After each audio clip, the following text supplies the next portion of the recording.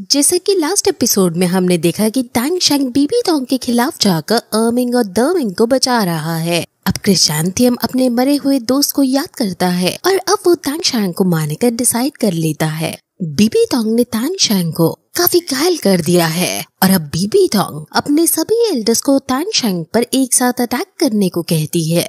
वो एल्डर्स फिर एक साथ अब टैंग शैंग पर अटैक करने लगते हैं और उनके बीच अब युद्ध होता है, जिसमें टैंग शैंग हमें कमजोर पड़ता हुआ दिखाई देता है, लेकिन फिर भी वो पांचों एल्डर्स को अच्छी टक्कर दे पा रहा है। हर तरफ एल्डर्स उसको मारने की कोशिश कर रहे हैं और टैंग शैंग घायल होता होता अपनी मौत से बाल बाल बचने की कोशिश कर रहा है। वो सभी elders grand soul land masters हैं, जिनके पास अलग अलग स्पिरिट रिंग्स की अलग अलग टेक्निक्स हैं एंड ये फाइट बहुत आइकॉनिक लेवल की है। टैंग शैंग ने ट्राइडेंट और हैमर दोनों को निकाल रखा है और वो दोनों की मदद से अपने आप को बचा रहा है। अब क्रिस्टेंथियम भी आगे आकर टैंग शैंग पर गुस्से से हमला करता है और क्रिस्टेंथियम उसे काफी ज्यादा घायल कर देता है। वो अपने ब्लेड से टैंग शैंग को कई जगह घाव दे देता है। अब क्रिस्टेंथियम टैंग शैंग को मारने के लिए अपने फिफ्थ स्पिरिट रिंग, जिसका नाम हॉर्न ऑफ थ्रोन है, उसका यूज करता है, जिससे कई सारे ब्लेड्स टैंग शैंग की तरफ आने लगते हैं। टैंग शैंग ब्लू सिल्वर प्लांट का यूज करके वहाँ एक शील्ड क्रिएट करके बचने की कोशिश करता है, लेकिन उसके ब्लेड्स शील्ड को तोड़ते हुए टैंग शैंग के पास से होकर गुजरते हैं और टैंग शैंग बाल बाल बचता है। वो टैंग शैंग को घुमा घुमा कर पीट रहा होता है और अब फिर बाकी एल्डर्स भी अपनी डोमेन एक्टिवेट करके टैंग शैंग को जान से खत्म करने की कोशिश करते हैं। टैंग शैंग भी अपनी डोमेन को निकालकर उनसे बचता है और अब उन पांचों का डोमेन टैंग शैंग के डोमेन के खिलाफ लड़ता है। टैंग शैंग ने अभी वर्ल्ड ओशन डेमन स्लेयर का यूज किया है और अब उनसे बचने के चक्कर में उसकी कई सारी हड्डियां अंदर से क्रैक हो जाती हैं, उसकी मसल्स एक्सपैंड कर जाती हैं और उसे इंटरनल ब्लीडिंग होने लगती है। लेकिन फिर भी टैंग शैंग हार ना मानते हुए अपने ट्राइडेंट को और अपने सी गॉड की लाइट को और अपने सी गॉड के मार्क को एक्टिवेट करके अटैक करता है और सारे एल्डर्स पीछे जाकर गिरते हैं। हालांकि टैंग शैंग अब थोड़ा सा ही जिंदा है।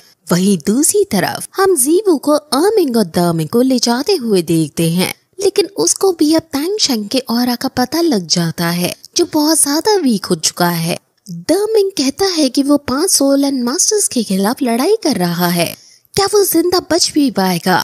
हमारी वजह से तुम और टैंग शैंग इतनी मुसीबत में फंस गए हो, अब और तुम यहाँ टाइम वेस्ट ना करो और टैंग शैंग को जाकर बचाओ।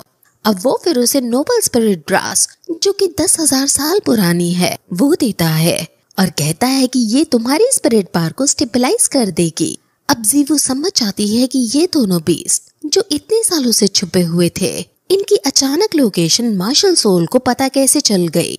असल में ये बीस्ट जीवू के लिए प्लान ढूंढ रहे थे, जिस वजह से इनको बाहर आना पड़ा और मार्शल सोल ने इनको ढूंढ लिया।